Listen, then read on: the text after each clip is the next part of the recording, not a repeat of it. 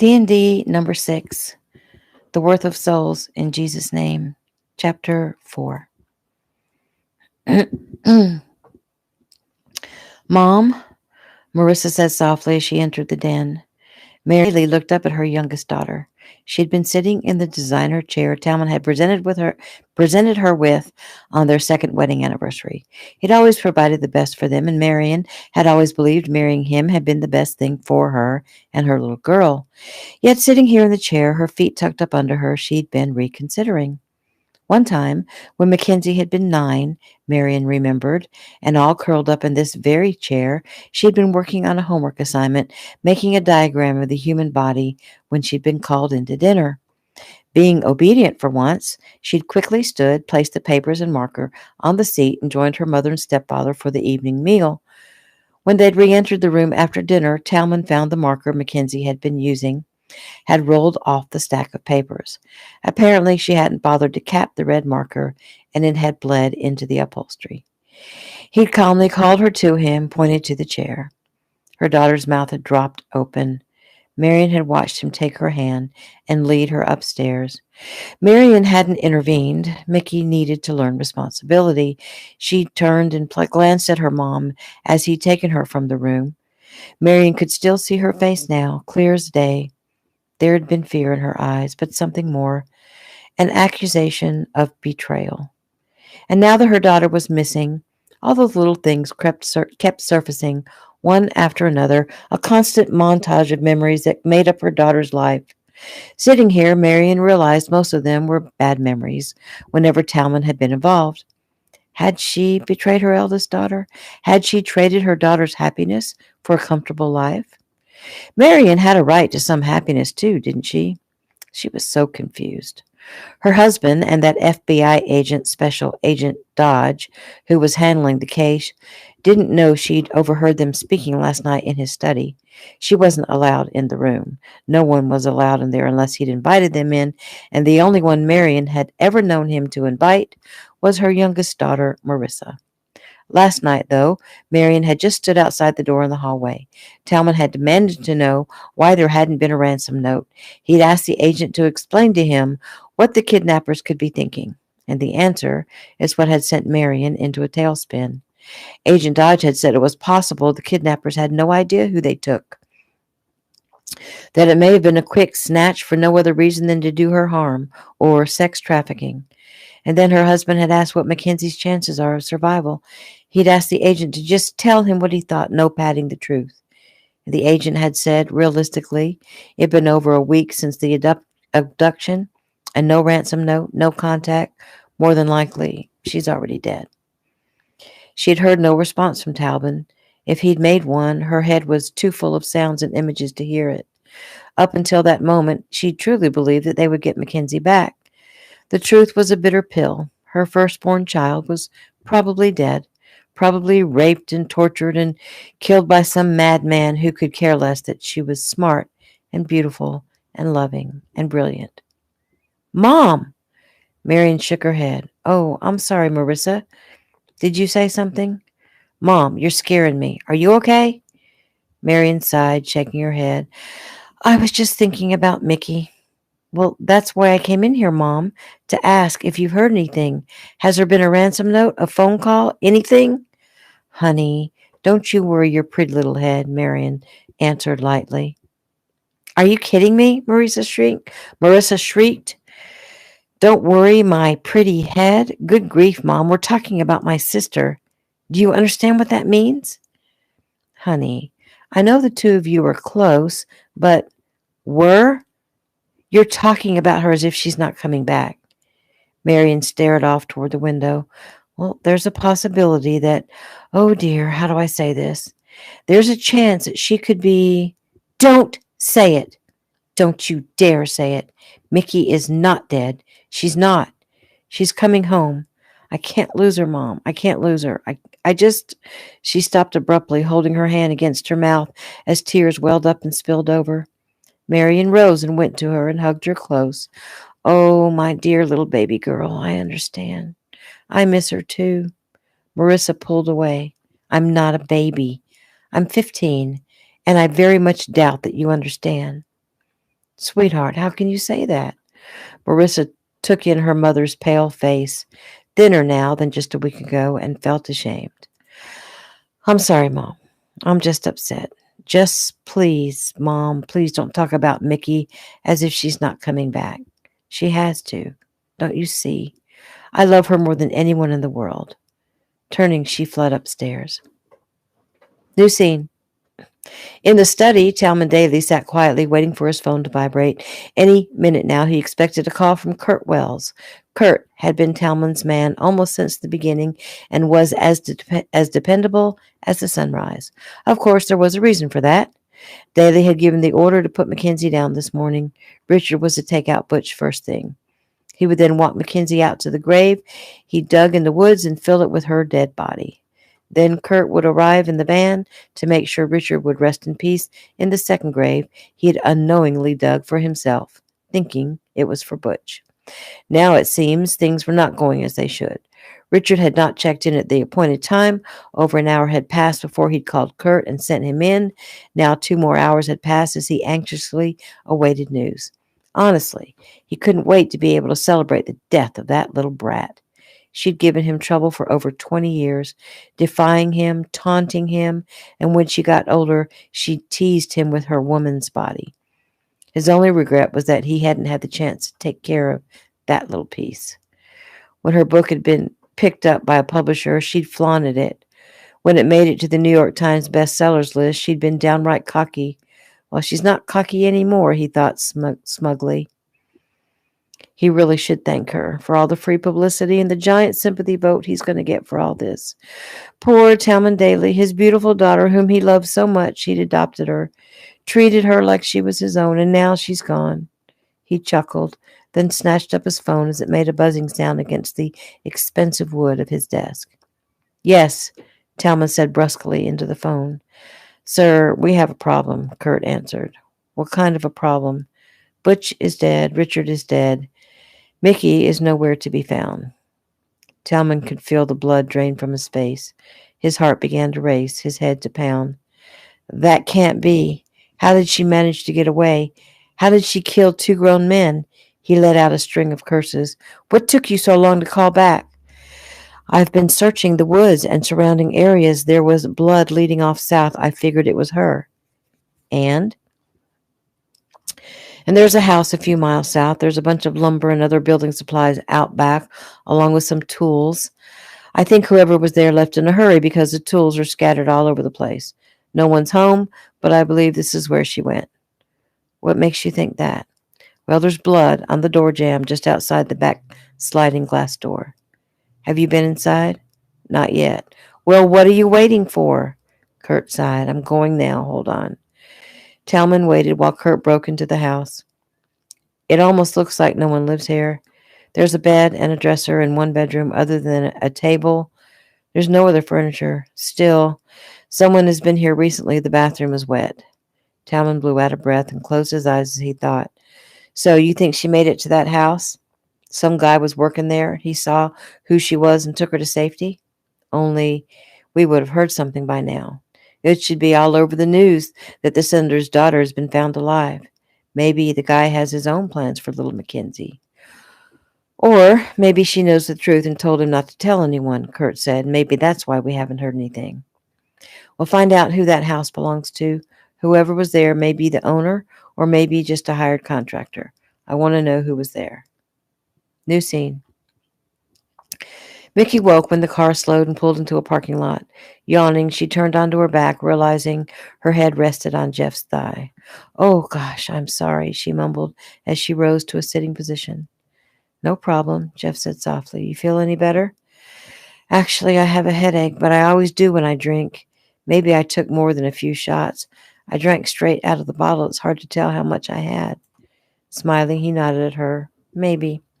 I'll ask inside for some aspirin or something. His words made her realize that they were parked outside the front office of a motel. Are we in Red Bluff? We are. Look, this isn't like a real high-class place, but in order to keep a low profile, it's okay, she said quickly, cutting him off. You stay in the truck. I don't want the clerk getting a look at you. Nodding, she bit her lower lip. Jeff realized her reluctance. You'll be able to see me through the glass the entire time. We'll lock you in. He left her. What is the problem? She wondered. Why is she suddenly so afraid of being left alone? She knew she was acting crazy, but she couldn't seem to control the panic that overtook her every time Jeff said he'd be right back. She watched him talk to the clerk, sign some paper, pull out his wallet, pay in cash, pick up a key from the counter, and turn toward the door. The relief was instant. She sighed. She was losing her mind. They swung around to the back side of the motel. Instead of parking just outside their assigned room, Jeff parked several doors down. Quickly, he ushered her down the walk and inside the room. He tossed a few things he carried onto one of the beds. Looking around, he sighed. Accommodations aren't great, but they'll do, he said. It's way better than where I spent the past week, she answered. Gotcha, he said with a nod. I'm just going to get the rest of the stuff from the truck. He left quickly, not giving her any time to fret. When he returned a few minutes later, she was in the bathroom. He placed his bag near the head of the bed closest to the door and then went about unloading the rest of the shopping bags. He looked up when she emerged from the bathroom. Immediately concerned, he rose and went to her. It was obvious she'd been crying. You okay? He asked, reaching out to touch her arm. I think so. I don't know what's happening to me. I looked into the mirror and the tears just started coming. Mickey, it's going to be hard for a while, with all the memories. But it will pass. Her eyes blinked up at him as if in slow motion. She smiled. I believe you. Good. Come sit a minute. I have some things for you. She sat on the edge of the bed Jeff had designated as hers. This one is for you, he said, handing her a phone. In case we get separated for any reason. It has 2 numbers already programmed in it. The first one is me. The second one is my boss, Jason Lee. She nodded blankly. Mickey, I need you to understand that you can't call anyone else. Not a friend, not your mother. Do you have a boyfriend? Not really. Good, he said, realizing he truly meant that. You can't call anyone. This is only for an emergency. Got it? Yes. Okay, good. He reached for another bag and began to empty it.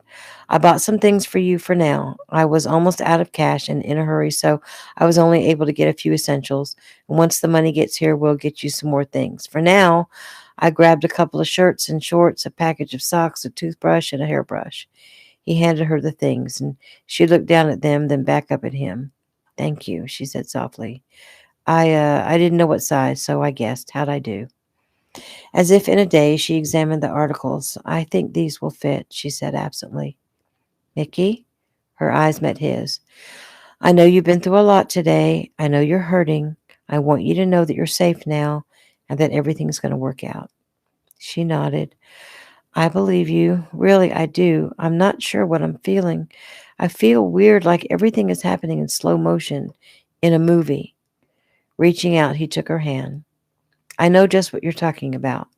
Part of that is because you're in shock. The other part is because your mind doesn't want to accept everything. How do you know all that? She asked, her head bent as if examining his hand. I just know. He squeezed her hand. Mickey, he hesitated, knelt down in front of her so he could make eye contact, but she averted her eyes immediately. Honey, did they rape you? Her eyes darted back to his. No. You can trust me. I think I know that, but I don't know why. But I do trust you. Really, though, they didn't. Richard, he tried, but Butch pulled him off me and beat him up pretty bad. You went to the cabin, she said, biting her lip. Richard, he's the one Shaking her head, she grabbed her stomach as if she would be sick. He's the one you killed. Mickey, it was you or him. You know you did the right thing? Nodding, she breathed deeply. I know, but I don't think I'll ever forget the feel of slicing through his neck. And she put both her hands at the sides of her head. Oh, my God, she wailed. He reached out and pulled her to him, held her close until she calmed again. Listen to me now, Mickey. It's a hard thing, sweetie, but we need to give Jason as much information as possible. So I'm going to need you to tell me everything that happened from the moment you stepped out of your house that morning to when I found you behind that tree. Do you think you can do that? Sighing, she nodded her head. Okay, first things first. You like pizza? Huh? Pizza. I'm starved, and I don't want to leave you to go get anything else, and I don't want you out in public, so the easiest is either pizza or Chinese, and I'm leaning toward pizza. I like pizza. Moving toward the phone on the small table between the two beds, he looked over his shoulder. Loaded? She gave a slight smile. Of course. He grinned at her. My kind of girl. Mickey waited patiently while he made the call. When he replaced the receiver, he held his fingers up. One more minute. She nodded, and he headed to the bathroom. When he emerged, he motioned toward the tiny table in front of the window. Let's sit over there. She followed him and took a seat, and Jeff pulled out his new phone. We're going to kill two birds with one stone and let Jason listen in so that I won't have to go over everything with him later. Besides, he may have some questions to ask you. Is that going to bother you? She shrugged. I guess not. Jeff punched in the numbers. Are you ready for a debriefing? Jeff asked. Mickey assumed the answer was yes, since Jeff placed the phone on the table and nodded at her. You're on speaker, he said. What time did you leave your house? It was just before 6 in the morning, she began. Jeff watched her face as she spoke. She told of her initial terror, of Butch and Richard fighting in the van, of the routine they'd fallen into at the cabin, and Richard's botched attempt at rape. Jason asked questions in his quiet, unassuming voice. One, Jeff knew, was a facade. Jason was one of the deadliest men in the country. Mickey answered his questions, her voice shaking at times. She told how Butch had become her protector and how she'd asked him to be the one to take her life when the time came. The irony didn't escape any of them. Jason asked for detailed descriptions of the men, which she gave. It was when she told of Butch's decision to fill her in on her stepfather's culpability that Jason asked the most questions. Tell me about you and your stepfather's relationship, Jason asked. She gave a heavy sigh. I hated him, and obviously he hated me. I just never thought he'd actually want me dead. Of course you didn't, Jason said kindly. Tell me, Mickey, why did you hate him so much? Oh, when I was young, he beat me constantly. He called it necessary discipline. My mother called it spankings, but it was much worse than that. He hit me hard and often. So hard sometimes I truly couldn't sit down for the pain. She gave a short, bitter laugh. You hear that, don't you? You hear parents say, you do what I say or you won't be able to sit down for a week. It doesn't sound so bad when you hear it. Most people don't even think about it, but it is bad. Why did he hit you? What did you do that was so bad in his eyes? She shrugged nonchalantly. Spilled my milk, tore my dress, made a mess, didn't move fast enough, broke a glass, got a bad grade, late coming home. You name it, he'd take me upstairs to my room, lay me on the bed, and wail away. Jeff muttered a curse as he stood and began to pace the room. Miss Daly, I know this is hard on you, Jason continued, but I'm asking because I need all the dirt I can get to bring him down. You understand? I understand, she said. When did the beating stop? Stop? What I mean is, as you got older, as you turned into a young lady, did he switch his mode of punishment? Did he turn to restrictions or no allowance? Oh, sure, those things got added in. Yet, he continued to hit you also? Yes. Mackenzie, did he ever touch you inappropriately? You mean sexually? Yes. Not really. I mean, I know he wanted to, but somehow he kept himself from giving in to the temptation. How do you know he wanted to? Oh, when I was about 15, I was wearing a little blue jean skirt. I'd come home from a party and I was a few minutes late. And when he got me upstairs and laid me down on the bed, he pushed my skirt up. I just laid there silently waiting for the impact, but it didn't happen. I could hear him breathing hard, and then I realized he was turned on. He just stood there like that for what seemed an eternity. I remember thinking if he tried anything, I was going to bite and kick and scream and go straight to the police. Jeff circled around behind her and placed his hands comfortingly on her shoulders. And did he try? She shook her head. No. Finally, he snapped out of it and just wailed away.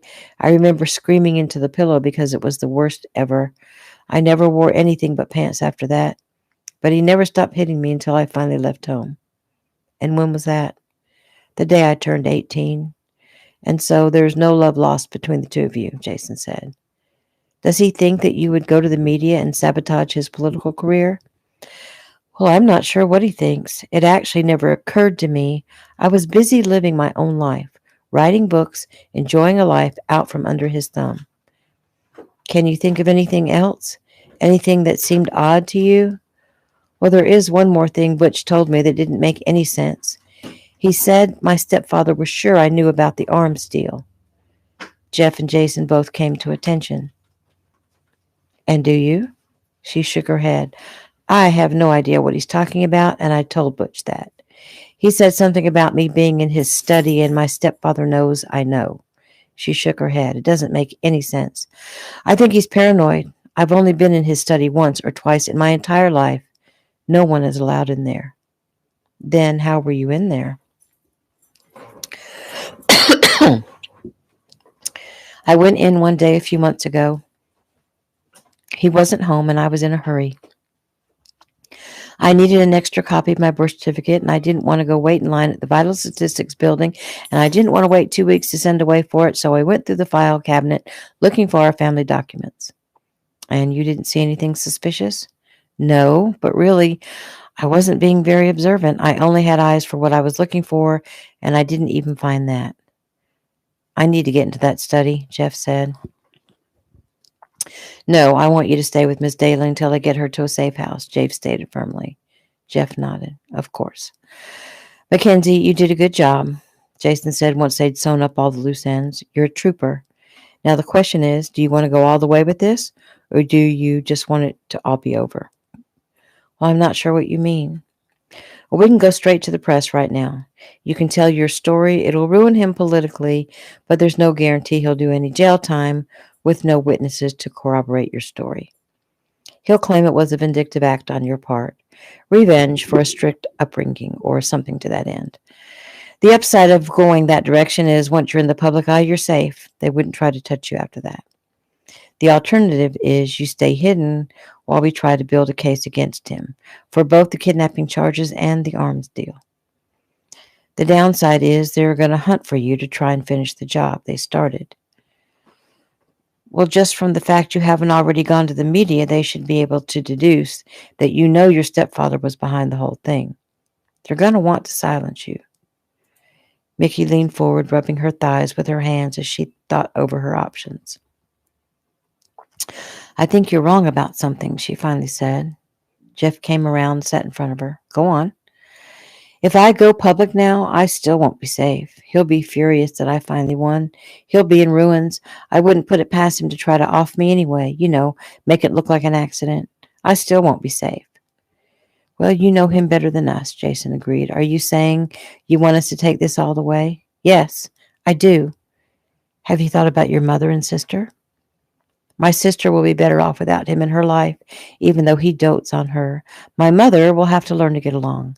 I have no idea how she'll react or cope, but I can't concern myself with that. Just once, I wish she'd stepped in to defend me.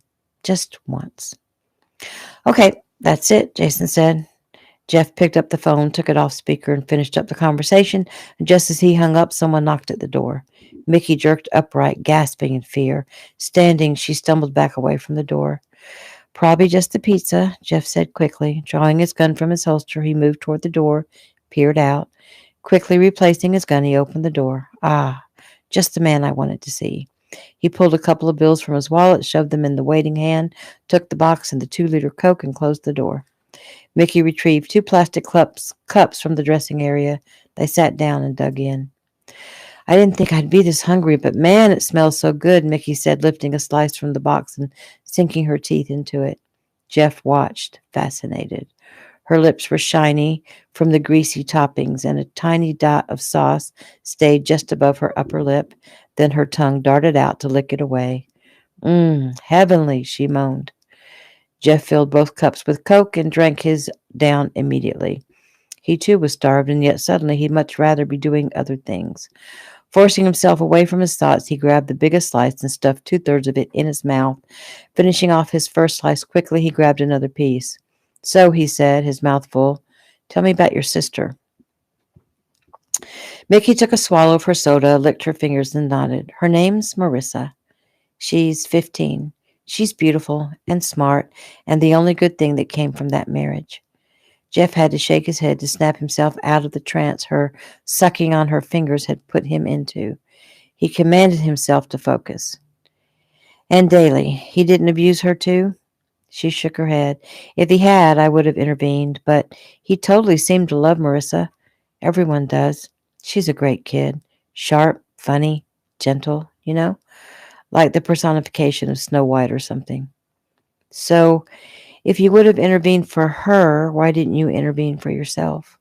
She looked down for a moment, feeling embarrassed. She certainly had nothing left to hide from this man. And finally she shrugged. I'm not sure why. Telling someone my stepfather spanked me, it just seemed so pathetic. Besides, there were veiled threats that he would hurt my mother or make her suffer somehow if I were to cause trouble. It was pure manipulation on his part. I realize that now. Look, I don't sit around crying about my stepdaddy being mean to me. I'm grown, and I've been out of his reach for 10 years now, and I don't let him affect my life. Well, at least that's what I thought. You're a strong woman, Mickey, in more ways than one. What you've been through in your life and what you've been through this past week, and you fought long and hard, and you survived. Do you realize how amazing that is? She merely shrugged, not sure what to say. Think of it this way. You were taken hostage by 3 men. 2 of them are dead, and you escaped. I'd say a guy better think twice before he messes with you. You see what I mean? I'm proud to know you. She gave a soft smile. Thanks. Really, those are very kind words. I'm just grateful it was you there at that house. I don't know what would have happened had it been someone else. You acted so quickly. You got me away from there. You've taken care of me as if I were your own sister or something. He grimaced and shook his head. No, not like a sister. He watched her face as she grasped his meaning. Her cheeks turned pink, and he again reprimanded himself. He pointed at the box. You want that last piece? She laughed, obviously grateful for the tension breaker. No, you go ahead. Thanks, he grinned as he scarfed it up. Mickey stood and began clearing up the table, and Jeff's eyes followed her every move. Her hands still shook ever so slightly. Her brow was furrowed as if she were concentrating very hard on the small chore. He had almost told her he'd do it, but realized she needed to do something, anything. And when she finished, she glanced around the room, nervously twisting her hands together. Finally, her eyes met his. He smiled, trying to put her at ease. Do you want to try to rest? I slept almost the whole way here. What time is it? I've lost track. It's almost 4 in the afternoon. Oh. She moved toward the window as if she were about to look out. Don't do that. She stopped. What? Don't go near the window. Please. Nodding, she drew a ragged breath and glanced around the room. Realizing her dilemma, Jeff patted the bed. Mickey, come sit down. She obeyed immediately. He wondered if she'd always been so obedient during her life, or if she was just still in hostage mode. Tell me how you're feeling, he ordered. She swallowed hard. I feel, I don't know, maybe a little trapped. I feel like I can't breathe. I need to go outside. That was out of the question. Do you know how to play spades? Huh? Spades. Or rummy. Or hearts. Or poker. Or hell, go fish. Anything? She gave a small smile, which was one of the most beautiful things he'd ever seen. Yes, I know them all. Good, let me get my cards. He moved quickly while he had her attention, trying not to give her any time to think or remember. Fishing the deck out of his bag, he came back to the bed, instructed her to sit with her back against the headboard, and sat facing her, his legs crossed in front of him. I'll deal, he said.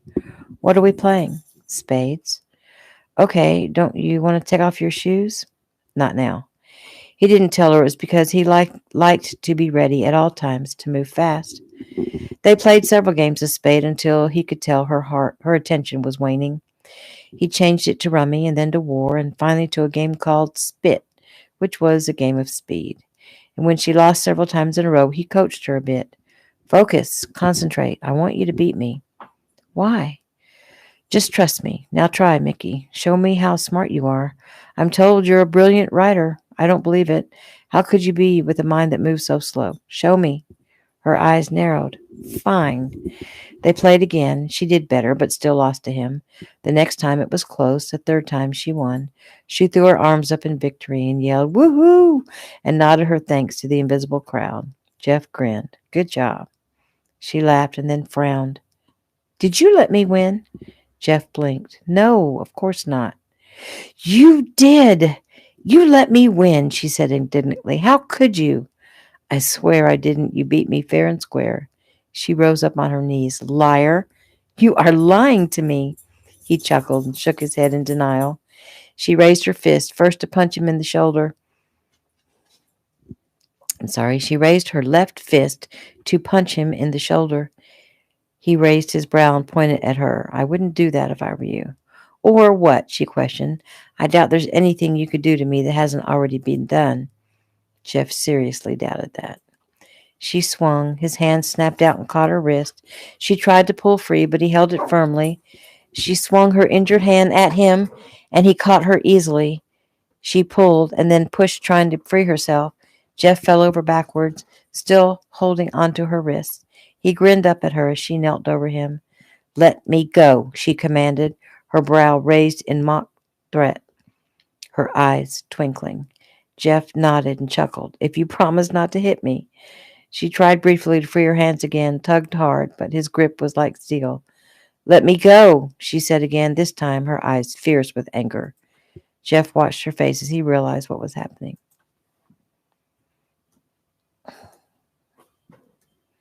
Her face crumpled. Let me go, she said again as she collapsed onto him, sobbing. He let go immediately and wrapped his arms around her and held her tight against his chest. There now, sweetie, it's okay. You go ahead and cry. He turned to his side, making her slide off of him and onto the bed, but he kept his arms around her and kept her pressed against his body, and he ran his hands over her back and shoulders, which heaved with anguish. She cried her heart out for at least 15 minutes, and when she began to quiet, she moved her head, angling her face up toward his neck, burrowing in like some kitten looking for warmth. He smiled when she pressed her nose and mouth against his skin, and he felt her breathe in deeply. Several minutes later, he thought she'd fallen asleep when she spoke. I'm sorry. He pulled away so he could see her face. There's nothing to be sorry about. Yes, there is. I'm sorry for falling apart on you. He smiled. Let's see. You're upset because you were forcefully taken off the street by thugs who were hired by your own father to kill you. You were tied down to a bed and terrorized for a week. You were forced to kill someone to keep him from raping and killing you. I'd say you're entitled to a few minutes of falling apart. He smiled down at her, tenderly stroked her cheek with the back of his knuckles. She sniffed. Maybe if it were only a few minutes, but this isn't the first time I've fallen apart today. And it won't be the last.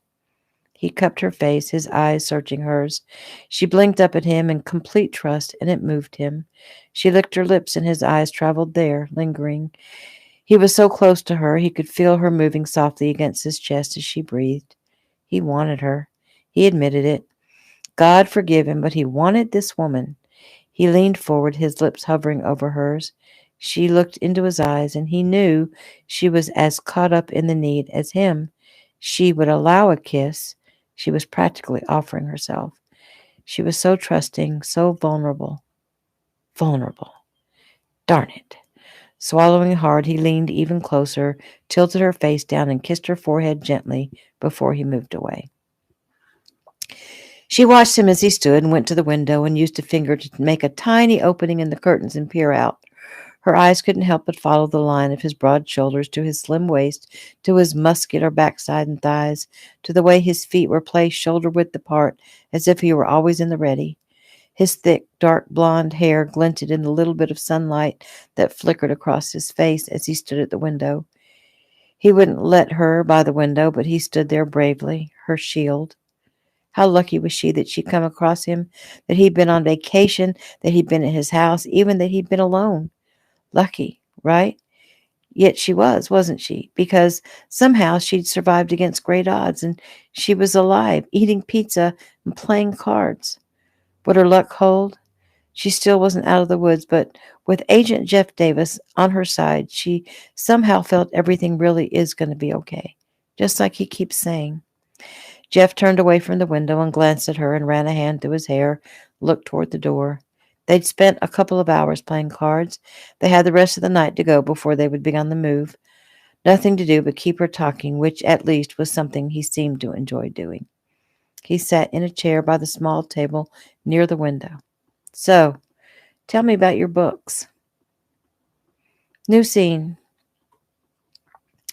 Do you mind if I turn the television on, maybe watch the news? She asked. It's almost 11. Jeff grimaced. He'd done his best to distract her. They'd talked for hours. He now knew all about the book she'd published and the one she was working on. She now knew about his family, his work, and even Laura, his most recent botched relationship. They'd talked politics and discussed movies and music. They'd played more card games. He'd even done his magic tricks for her. She complained that she was stiff and sore from all she'd been through, and he thought about offering to give her a massage, but decided he couldn't chance it. His attraction to her was too strong and too out of place. He frowned now at her question. Jason will have told the feds about the cabin, and it will be all over the news. You think you can handle it? She nodded. I need to know what's going on. Rising, he walked around to the table in between the two beds, grabbed the remote, and flicked on the television while Mickey sat nervously on the end of a bed, her hands gripped tightly together in her lap. It didn't take him long to find the news, and it didn't take long to find the news about her, since it was the top story that was already underway. Reporters stood on the gravel road down from the cabin where she'd been held. A gruesome scene found here today. We're told a brutal double homicide took place in the cabin just down the road here. FBI officials speculate Mackenzie Daly had been held here. How the two men died is still under investigation. The question remains, where is Mackenzie Daly?